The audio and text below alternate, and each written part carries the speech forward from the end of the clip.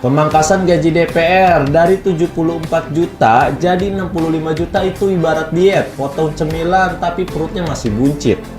Lucu ya, baru setelah rakyat ramai-ramai turun ke jalan, tiba-tiba angka 65 juta per bulan jadi headline. Padahal sebelumnya tunjangan beras dan bensin para wakil rakyat sempat naik.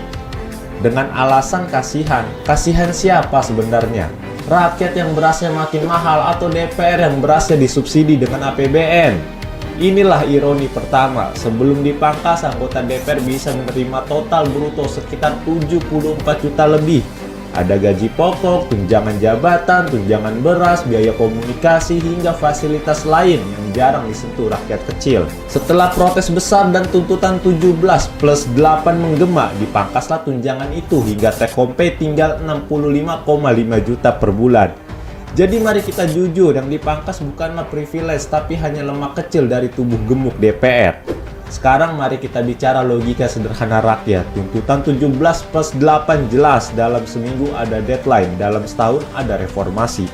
Di antaranya pemangkasan tunjangan DPR, transparansi anggaran, hingga percepatan pengesahan undang-undang perampasan aset koruptor. Artinya rakyat tidak hanya bicara soal uang nasi anggota dewan, tapi juga soal harta rampasan para maling negara. Dan ironinya, setiap kali rakyat menuntut, elit malah main perang narasi. Padahal rakyat cuma minta satu, reformasi nyata, bukan retorika palsu. Kita harus berani bertanya, apakah setiap suara rakyat hanya akan didengar setelah jalanan terbakar?